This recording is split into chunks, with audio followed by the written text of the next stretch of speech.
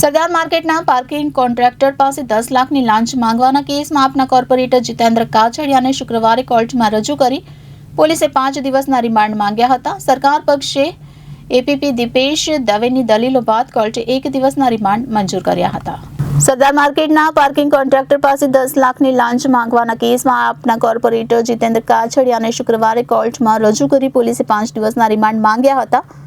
સરકાર પક્ષે એપીપી દીપેશ દવેની દલીલો બાદ કોર્ટે 1 દિવસના રિમાન્ડ મંજૂર કર્યા હતા. કોર્ટમાં દલીલ કરાઈ હતી કે આરોપીએ શાહિદને માર્કેટમાં ગેરકાયદે દબાણ કરી ઇજારો પૂરો થઈ ગયો હોવા છતાં જગ્યાનો ઉપયોગ થઈ રહ્યો હોવાનું કહી ફરિયાદનો ડર બતાવી 10 લાખની લાંચ માંગી હતી અને તેની પાસે માફીનામું પણ લખાવી લીધું હતું. બીજી તરફ બચાવ પક્ષે ગોપાલ ઇટાલિયા અને વિલાસ પાટીલની દલીલ હતી કે ધરપકડ જ ગેરકાયદે છે.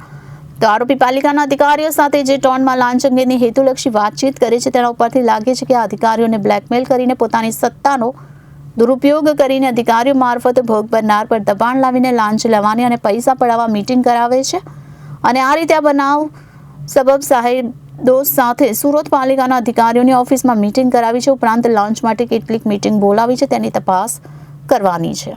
Bureau report Janadesh news Surat.